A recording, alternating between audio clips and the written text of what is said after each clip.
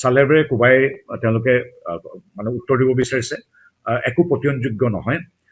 তেখেতক মূল প্ৰশ্নটো আছিল আপুনি 10 দিন কিয় কৰিলে 10 দিন কি কৰিছিলেগে তাত তাই কৈছে মই মোৰ পৰিবাৰে ক'ত বজাৰ কৰিবলৈ গৈছিলে তাক চালোঁ কোনখন পাৰ্কলৈ গৈছিলে তাক চালোঁ কোনটো ঘৰত আছিলে তাক চালোঁ হঠাৎ তক্ষশিলালৈ মনত পৰিলে তক্ষশিলালৈ গ'লোঁ গতিকে এই মানে 10 দিন তেওঁ বজাৰেই চাই পঠালে নে তেওঁ পৰিবাৰে কোনটো অফিচত যিটো কাৰ্যালয়ত পৰিবাৰে কাম কৰিছিল সেই কাৰ্যালয়টোলৈ যাবলৈ 10 দিনৰ প্ৰয়োজন নাই কোনখন বজাৰৰ পৰা তেখেতৰ সহধৰ্মিনীয়ে বজাৰ কৰিছিল সেই বজাৰখন চাবৰ কাৰণে 10 দিনৰ প্ৰয়োজন নাই গতিকে ইমান চালেবেৰে কোবোৱা উত্তৰ কেতিয়াও এজন হাইস্কুলীয়া ছাত্ৰও তাত পতিয়ন নাযায় এদিন দুদিন তিনিদিন 5 দিন এসপ্তাহ নহয় 10-11 দিন এখন বৈৰী ৰাষ্ট্ৰলৈ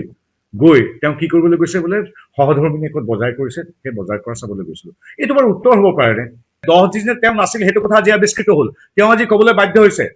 যে এখন চহৰলৈ গৈছিলো পিছত দুখন চহৰ পাইছো আমাৰ এছআইকে কিমান পৰ্যায়লৈকে গৈছে তেওঁ স্টাম্প থকা আমি পাছপৰ্টো দেখিলো যে তেওঁ এখন বুলি কৈ 3খন চহৰ ভ্ৰমণ কৰিছে আজি তেওঁ ক'বলৈ মিছাকে ক'বলৈ বাধ্য হ'ল যে মই তক্ষশিলালৈ গৈছো বুলি আজি দেশত প্ৰমাণ হ'ল তেওঁ সহধৰ্মিনীয়ে কিদৰে ভাৰতত কাম কৰি পাকিস্তানৰ দৰমহা পাই আছিল